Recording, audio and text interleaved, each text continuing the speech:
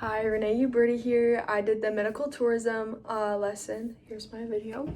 The first question is, first summarize what you felt were the three most impactful key points from the Forbes article on medical tourism. When people travel, the first one I have is when people travel over borders for medical treatment, they often engage in tourism. That's why Texas is so big. I didn't even know that Texas was that big in medical treatment, so that's I thought that was really cool to hear about, I guess, because I've only known Texas for their agriculture. So medical tourism has really blown up for looks. This point it kind of made me mad that people had so much money going around that they're just gonna spend it on plastic surgery or whatever. That kind of made me mad because there's people that really need medical attention and aren't getting it because there's people taking up the time for their plastic surgery. And I feel like that money could go to so many better places other than plastic surgery. I think every human is beautiful. So that made me really mad. But and then the third point that really stuck out to me is because abortions were made illegal in most states, people travel more for it. So it's essentially for people's wants, not needs. This kind of feeds into like the plastic surgery.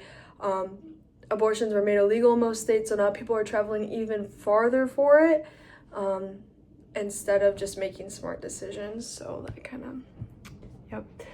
Next, explain what you found most significant about the TED Talk. What was the primary message and what did I learn? The biggest thing that stuck out to me in the TED Talk is that she talked about medical tourism benefits the wealthy and disadvantages the poor. While it offers some people affordable care, it often does so at the expense of local populations who are left with fewer resources, longer wait times, and unequal access to their own country's medical services. Overall, the talk opened my eyes to how interconnected the world's healthcare challenges are and how important it is to think ethically and globally when making personal health decisions. Do some research for find another article. So I did some research and I found the CDC CDC government had a page talking about medical tourism. The CDC talks about how medical tourism can be dangerous due to infectious diseases that can be passed not only through the people that are coming through our borders, but through like uncleaned tools and stuff when they're like in surgery. The communication issues that could happen because of the different languages from the foreigners, the quality of care because some countries don't care about their patients like the United States does. Air travel, flying after surgery can increase the risk for blood clots, including deep vein thrombosis. Following major surgeries, particularly those involving the chest, will minimize risk associated with changes in atmospheric pressure. So it's saying like if I were to fly to Spain for plastic surgery on my chest, that the fly back home, because they don't hold patients as long in Spain, the fly back home could potentially be very dangerous for me. The website also talks about different plans you can take before you consider medical tourism and how to approach situations such as medical tourism.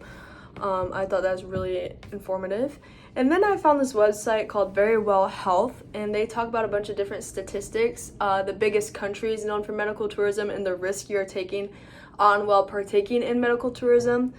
The risks of not knowing the surgeons, having communication issues, and the quality of these facilities in different countries. Like you could be going and having surgery in Spain, and the doctor could have just gotten out of medical school and you don't know about it because you don't know what you're signing yourself up for, basically.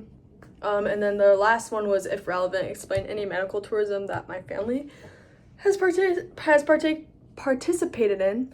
Thankfully, my family hasn't had any serious medical treatment. My brother needed a skin graft for a really bad burn he had last year, but they did it in Sioux Falls and it was no problem at all. So no medical tourism here. But thank you.